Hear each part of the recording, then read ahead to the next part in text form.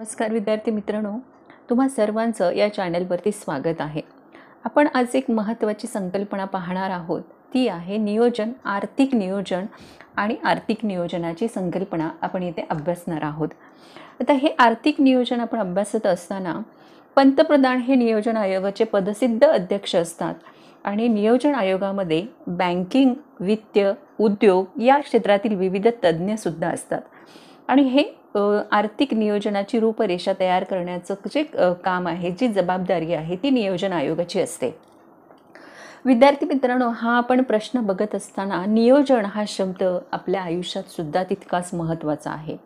मग यामध्ये आपल्याला फायनान्शियल प्लॅनिंग असेल, आपलं डे टू डे लाईफमधलं प्लॅनिंग असेल, तर कोणत्याही गोष्टीचं नियोजन हे आधी तयार असेल तर त्याची अंमलबजावणी करणं हे सोपं जात असतं आणि ह्या नियोजनाचा फायदा आपल्याला आपल्या दररोजच्या आयुष्यामध्ये देखील होत असतो।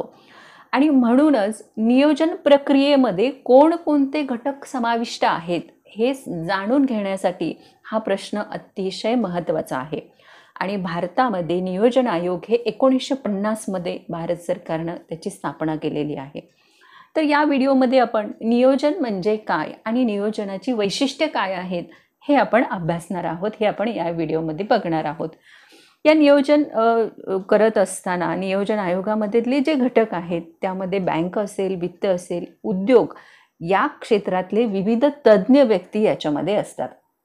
आता नियोजन म्हणजे काय, तर उपलब्ध साधन संपत्तीचा वापर करून नियोजित यंत्रणेद्वारे निर्धारित उद्दिष्ट पूर्ण करण्याचा एक कालबद्ध कार्यक्रम म्हणजे आर्थिक नियोजन होय। की यामध्ये या व्याख्येमध्ये काही शब्द जे महत्त्वाचे आहेत म्हणजे उपलब्ध साधन संपत्ती आहे, त्यानंतर यंत्रणा आहे आणि एक कालबद्ध म्हणजे ठराविक कालावधीसाठी 5 वर्षासाठी, 1 वर्षासाठी हा कालबद्ध आणि ती उद्दिष्ट ठरवून त्या कालावधीमध्ये ती पूर्ण करण्याचा कालबद्ध कार्यक्रम म्हणजे आर्थिक नियोजन होय। या आर्थिक नियोजनामध्ये आपण ही संकल्पना देशाच्या संदर्भात बघत असल्यामुळं देशामध्ये उपलब्ध असणारी जी साधन संपत्ती आहे त्याचा वापर करणं, म्हणजे उदाहरणार्थ आपण असं म्हटलं की देशाची लोकसंख्या ही मानवी संपत्ती आहे आणि देशामध्ये उपलब्ध असणारी जी नैसर्गिक संपत्ती आहे या सगळ्यांचा वापर करायचा आहे, त्याद्वारे नियोजन उद्दिष्ट ठरवायचं आहे आणि ती उद्दिष्ट किती कालावधीसाठी आपल्याला पूर्ण करायची आहेत, जी उद्दिष्ट आपल्याला 5 वर्षात पूर्ण करायची आहेत, अशा प्रकारे आर्थिक नियोजनाचा अर्थ घेतला जातो। याचं आपण आपल्या दररोजच्या आयुष्यामध्ये नियोजन ह्या शब्दाचा वापर कसा करू शकतो, म्हणजे एका वर्षासाठी आपल्याला एक उद्दिष्ट ठरवायचं आहे, म्हणजे कोणत्याही एका परकीय भाषा शिकणं हे उद्दिष्ट आपल्याला एका वर्षासाठी ठेवायचं आहे आणि मग ती परकीय भाषा शिकण्यासाठी आपल्याला कोणकोणती साधनं उपलब्ध आहेत याचा विचार करणं आणि त्याच्याद्वारे ते एका वर्षामध्ये परकीय भाषा शिकण्याचं ध्येय पूर्ण करणं, अशा प्रकारे तुम्ही तुमच्या आयुष्यामध्ये एखाद्या गोष्टीचं नियोजन करू शकता आणि हे आपण इथे आर्थिक नियोजनाची व्याख्या बघितलेली आहे। त्यानंतर या नियोजन प्रक्रियेमध्ये ठराविक कालावधीचा समावेश असतो की तो कालावधी साधारणपणे आपल्या दररोजच्या याच्यामध्ये एका वर्षाचा असू शकतो किंवा हा जो कालावधी आहे हा कालावधी काही 5 वर्षांचा असू शकतो, काही 6 महिन्यांचा देखील हा कालावधी असतो। आता आपल्याला इथे HD डिकिन्सन यांची एक नियोजनाची व्याख्या दिलेली आहे की आर्थिक नियोजन आपल्याला कशाला म्हणायचं आहे, ती व्याख्या आपण बघूया। आर्थिक नियोजन ही संपूर्ण आपण इथे देशाच्या संदर्भात आर्थिक नियोजनाची संकल्पना समजून घेत आहोत की संपूर्ण अर्थव्यवस्थेची तपशीलवार पाहणी करून त्या आधारावर कोणत्या वस्तूंचे किती प्रमाणात कसं उत्पादन करायचं, किती प्रमाणात केव्हा कुठे उत्पादन करायचं आणि त्याचं वितरण कशा प्रकारे करायचं याबाबतचे महत्त्वाचे निर्णय मध्यवर्ती सत्तेनं जाणीवपूर्वक घेणं होय। म्हणजे आर्थिक नियोजनाची संकल्पना समजावून घेत असताना ही व्याख्या जी आहे HD डिकिन्सनची जी व्याख्या आहे यामध्ये नियोजन म्हणजे काय, तर पहिल्यांदा संपूर्ण अर्थव्यवस्थेची तपशीलवार पाहणी करायची आहे आणि त्या आधारावर शेती क्षेत्रांमध्ये कोणत्या वस्तूंचं, उद्योग क्षेत्रांमध्ये कोणत्या वस्तूंचं उत्पादन करायचं आहे, कुठे करायचं आहे, त्याचं वितरण कुठे करायचं आहे, कशा प्रकारे करायचं आहे, याचं सर्व निर्णय जे आहेत ते एका मध्यवर्ती संस्थेनं, सत्तेनं जाणीवपूर्वक घेणं याला आर्थिक नियोजन असं म्हटलेलं आहे. उदाहरणार्थ कृषी क्षेत्रामध्ये कच्च्या मालाचं उत्पादन वाढवणं, पक्क्या मालात रूपांतर करणं आणि त्याचं वितरण करणं, अशी ही आर्थिक जी क्रिया आहेत, या ज्या आर्थिक क्रिया आहेत, या आर्थिक क्रियाशी संदर्भात आपल्याला ही नियोजनाची संकल्पना आपल्याला इथे समजून घेता येते. म्हणजे अर्थव्यवस्थेमध्ये कोणत्या वस्तूंची गरज आहे, किती प्रमाणात आहे, कुठे वितरण करणं गरजेचं आहे, या सगळ्या बाबतीमध्ये आपल्याला आर्थिक नियोजन हे मदत करत असतं.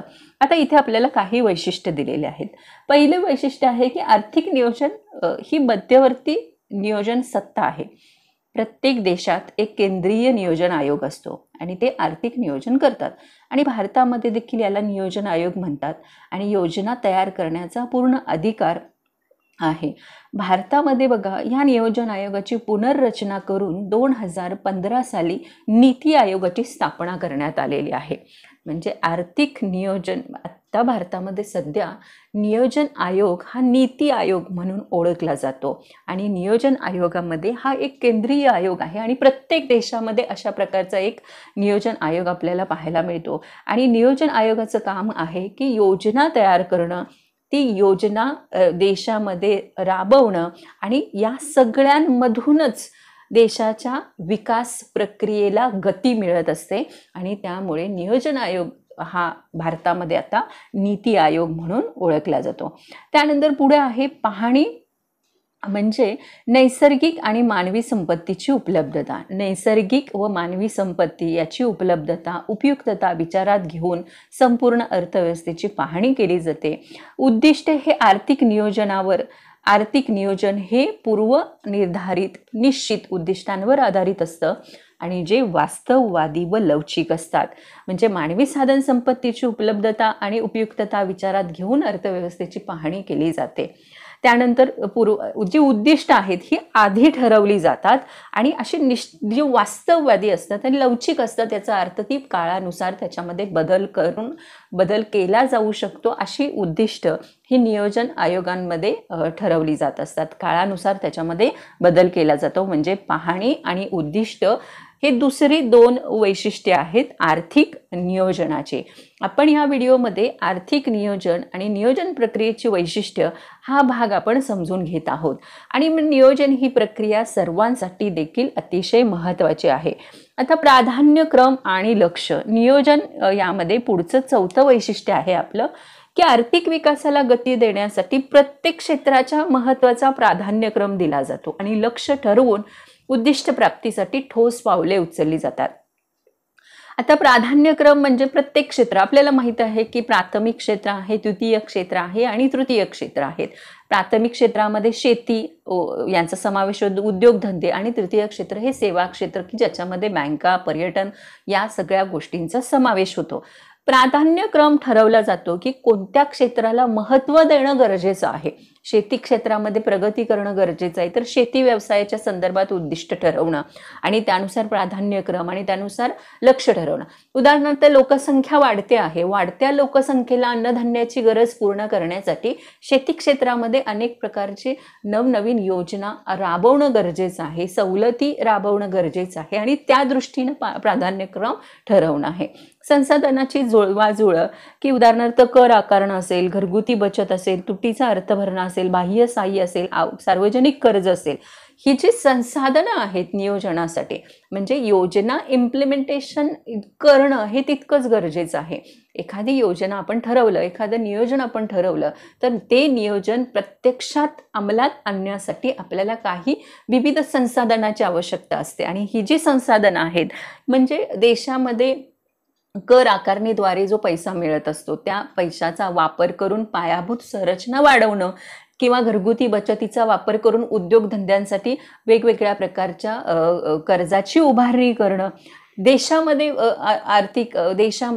पायाभूत सुविधांमध्ये विकास घडवण्यासाठी सार्वजनिक कर्ज घेणं यासारख्या विविध संसाधनाची आवश्यकता आणि मग त्या दृष्टीनं संसाधनाची जुळवाजुळव करणं सुद्धा तितकंच महत्त्वाचं आहे. म्हणजे प्राधान्यक्रम आणि लक्ष आणि संसाधनाची जुळवाजुळव हे आर्थिक नियोजनामध्ये 4थं आणि 5वं वैशिष्ट्य आहे. याचा तुम्हाला हे व्हिडिओ हा जो वैशिष्ट्य आहे हे लक्षात येत असतील.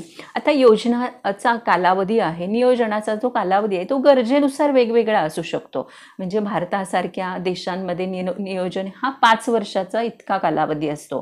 म्हणजे एखादी योजना अंमलात आणल्यानंतर ती पूर्ण करण्याचा जो कालावधी आहे तो 5 वर्ष इतका हा कालावधी असू शकतो. म्हणजे 5 वर्षासाठी एखाद्या क्षेत्रात एक योजना ठरवणं आणि त्यानुसार बदल करून आणणं. आता मूल्यमापन हे एक वैशिष्ट्य आहे की नियोजनातली उद्दिष्ट, प्राथमिकता यामध्ये होणारे बदल समाविष्ट करण्यासाठी मध्यावधी म्हणजे जी योजना आपण राबवतोय ती मध्यावधी त्याचं परीक्षण किंवा निरीक्षण करणं गरजेचं आहे आणि त्यानुसार मग त्या योजनाचा कालावधी कदाचित वाढवला जाऊ शकतो, कदाचित कमी केला जाऊ शकतो. सतत चालणारी प्रक्रिया. आर्थिक नियोजन ही सातत्यपूर्ण प्रक्रिया आहे. म्हणजे देशाचं आर्थिक विकासाचं उद्दिष्ट याच्याद्वारे गाठलं जातं आणि केंद्रामध्ये आणि राज्यामध्ये देखील याचं नियोजन केलेलं आहे. समन्वय साधण्याचं काम केलं जातं. म्हणजे भारतामध्ये आपण बघतो की एक केंद्रीय सत्ता आहे आणि दुसरे राज्यांमधली सत्ता आहे.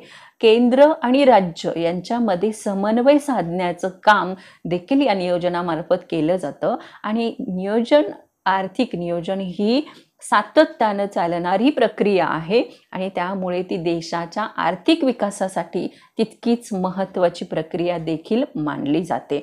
तर अशा प्रकारे आपण हे आर्थिक नियोजन आणि त्याची ही उद्दिष्ट आपण बघितलेली आहेत की मध्यवर्ती सत्ता असेल, पाहणी असेल, उद्दिष्ट ठरवणं असेल, सतत चालणारी प्रक्रिया असेल, समन्वय असेल, मूल्यमापन असेल, योजनाचा कालावधी असेल, या सर्व वैशिष्ट्यांनी आपल्याला आर्थिक नियोजनाची संकल्पना समजून घेणं अतिशय उपयुक्त ठरतं. त्यानंतर शेवटचं आपलं उद्दिष्ट आहे लवचिकता, की लवचिकतेचा दृष्टिकोन समोर ठेवून अर्थव्यवस्थेतील विविध क्षेत्रामध्ये समन्वय साधणं आणि त्या समन्वयामध्ये अंमलबजावणीमध्ये देखील लवचिकता साधणं हे गरजेचं असतं.